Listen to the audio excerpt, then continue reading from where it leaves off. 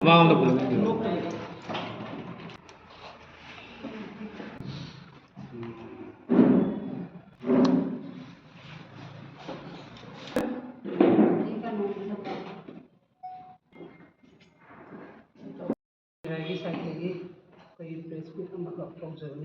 February 17 तौरीब press meet से अतई कई नाते हूँ मनपुर नहानी सरकार की पसेंग तौर मैम प्रजा मैम तसेंग पोटी खत सोल्यूशन लाकद्रा खजब assembly party side centre ma'am तौर मधुगी पोटू खमनखीद्रे तसेंग प्रजा गाजबदी एसेंबली मोगी सरकार की टाइप चप चाब लौब प्रजा की प्रोटेक्शन मोगी प्लेटफॉर्म डिस्कशन इशू इचा इशू खुनाब लांस थोड़ब खुलब मैम खन लेनब माई मेरानू मोगी एसेंबली होगी मांगोना प्रेस मीट सिंजी मा मैम लोनना पुनमक तोथोगी तसेंग हाँ वादना लेरब 23 वारग लेरब पोटसीद हेन अवाब हापचनबीब सिगी मौसे तसेंग इमाई मेरांगी साइड कंडेम तौई मरमदी सरकार पाब याबगी चप चाब मोगी मेंबर ऑफ कनोगी एसेंबली कंस्टिट्यूएंसी की मोगी लेजरीब पोटुदा पुनमक मोगी कई हाइतारे फम तानबो हाइगेरा अमबो हाइगेरा लोमक तौरगा प्यार है पोट थमजलपसे तसेंग इचा इशू हुजिक तसेंग थोखिबा इचा इशूसिंगसे खुनाप हाइदन थोखिबा इचा इशूसिंगसे मोय हानदगी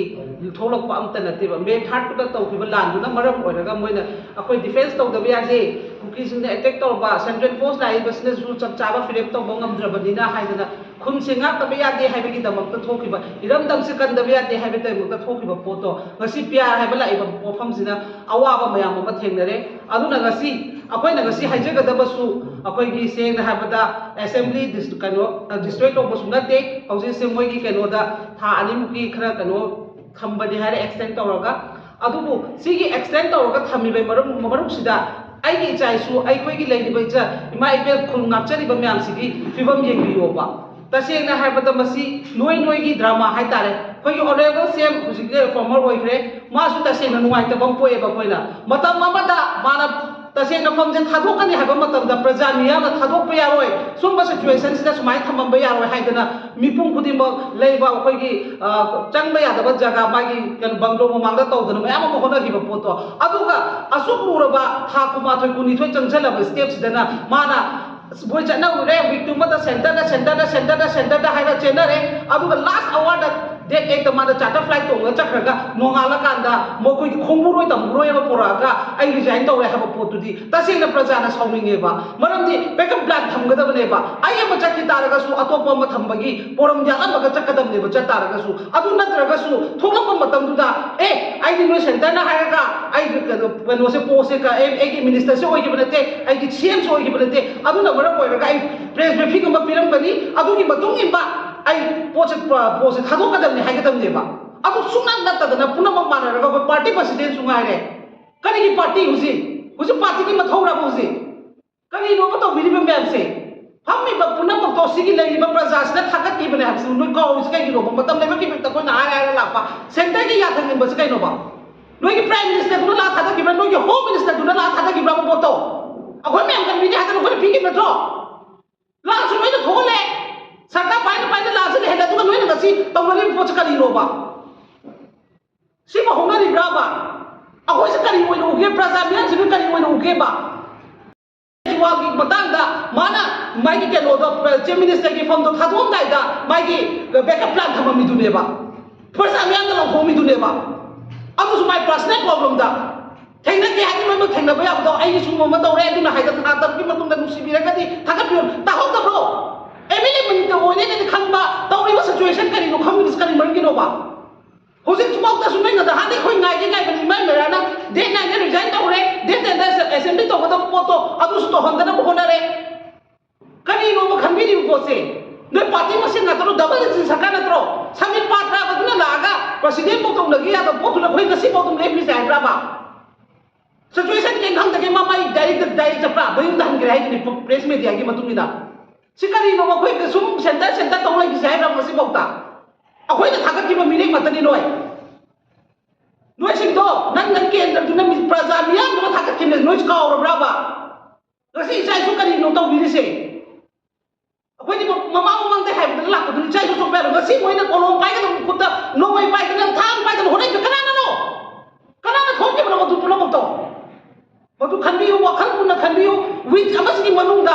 नोयगी होजि केम तौरे हाबदो केम पुना मतो पिरो अफबा मन नोय पिरो पीबा गंद्रेदना प्रजा मियान ने मिरत के खलक अफबा मा लेबास बु गंगदा मा प्रजा ने थगला ले बौजिते नोय एमएलए ओगिरा दबो दरकार लेते बा सी राइट सुया बने लो सुया बने बा तौरी दुने बा तनाय पद्रगदी अदु नत्रगा नोय मुनानी बकांगो दो था तम तरू मुनारो एग्रीमेंट इनरगा तो मन थाव तम पुरो चाव मन था तम पुरो अदुदे येंगसी प्रजाना अदुना सेलेक्ट तौरोगे याम येनिंदे सिगी प्यासे अथुप मतमदा लौथोंना बो होनबियो मसी होनदब तारगदी तसेंग ममा सिंग ngasi इमाई बैराना करिगुम खोंजंग इहो अमत सादन दुम लैबनी अदो अखोइना सागलप मतमदा सु नोइना लान बिगनु अदुना मरम ओरगा वीक अम बिजने बसनी वीक अमकी मनुम सिदा डिसीजन लेपियु नोइना ngame थगलो परे नोगी पार्टी दा लेबा एमएलए दुना यानरगा नोगी मतुंग थगलो ngमद्रे नो सेंदना गाइदे हबदो गाइरो वीक सिमगी मनुंदा अदुना ngमद्रे दना नेक्स्ट वीक तगिदी अखोइना हाइजरिसनी प्रजा मियाम तौरगा अखोइगी प्रजा दगी लेबासु कनगदबा मतम अमगी इरापोतो मदु ओइनो को चिंखलानेबा होय प्रजा मियाम पंगधारुरे नोइना हायबा बोत करी तौदन प्रजा दा दुतो पामे मी म्याम तो सेंदो पामना मोय लौरे हरगासु नथौ तौदी नोगी नथौनेबा से लौरबा लौदबा नोइना प्रॉमिस तौगिबा नोइना असेंबली दा नोइना वासखिबदो मदु पांगथोपा मतम देबा प्रजा दा पुंदाइ तगनोबा मतम लेबा खिबता मोइन मतम दुना सोइगिबदो सोइग्रे हबो पोसु सेंदोपा याइना सेंदोपा यादे हबो अमता लैते सोइना सुम चक्कद्रो प्रजा ने सोइग्रे सुनोइ हुजिते ए इरमदम नि इरे बाक्सि बगे मरि चटपा यादे रिली केम दम या मम अखोइ बु हुजि नोइना खलिबो वखल से अखोइ से सेंगना हबदा सुरोक त बिख्यानि बदो हलके खलाब्राबा गसी अखोइ अदु हैनदबनि इसाइ थोंना बुदोम नरको होनरिबा अतै स्टेट की टाइप ता खुस बिख्यानि बथोलके खलाब्राबा नोइना फमगबा अदु तौबिगनु मदु याम फजदे हुजि सु हाइजरि बसनी नोइगे थोलकनि हाइदन थोलै बदो नोइ मैतै मचा गतने को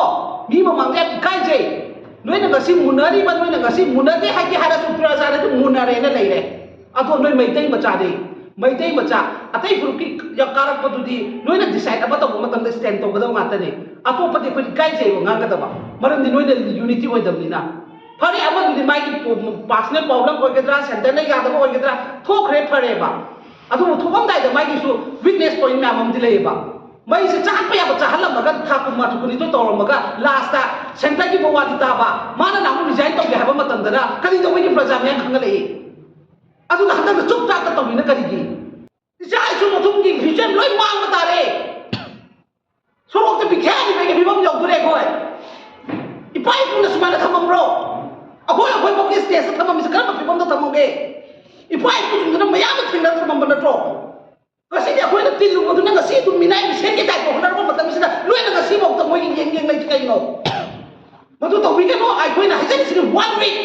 सिगी मनुंगा डिसाइड तौबियु पार्टी की साइड के ngam तौरो अखोइ एमएलए की साइड के ngam तौरो ngमद्रेदना प्रजा मियाम प्रजा सिनसु रिक्वेस्ट तौबिसनि मोइ नु पाइ लेत्रगदि अखोइ न सिलै तौबियु फमियु हाबे मथौ तादे मखोइ अखोइ न थागत थिबिनि अखोइ न सिंगे की सुय अतोपा मम आइनि थोंदा निलचलदा अखोइ थागतसि प्रथम थिदम दो कसु गाइदे अदु डिसाइड तौन मतम ले विल एवर हेदोयदना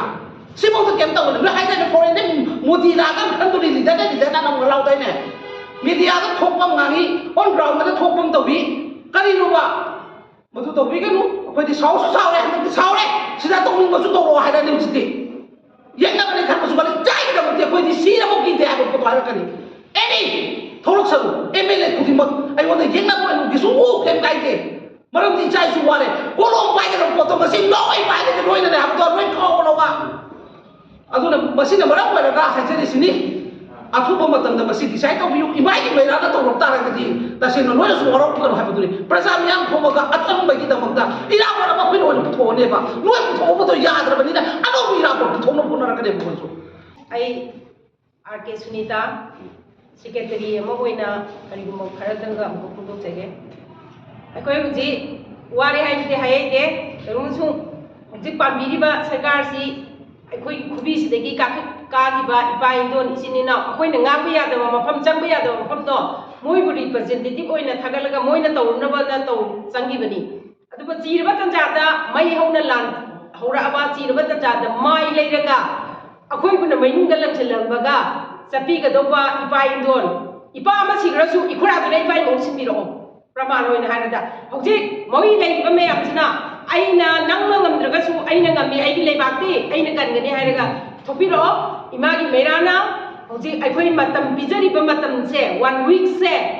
ꯁꯤꯐꯥꯎꯒꯤ 2 weeks ꯐꯥꯎꯗ ꯑꯩꯈꯣꯏ 1 weekꯀꯤ ꯃꯇꯝ ꯄꯤꯖꯔꯦ 2 weekꯇꯗꯤ ꯑꯩꯈꯣꯏꯒꯤ ꯈꯣꯡꯖꯪ ꯑꯃ ꯆꯪꯉꯛꯀꯅꯤ ꯑꯗꯨꯒꯨꯝꯂꯕ ꯈꯣꯡꯖꯪ ꯑꯗꯣ ꯆꯪꯗ꯭ꯔꯤꯐꯥꯎꯒꯤ ꯃꯅꯨꯡꯗꯗꯤ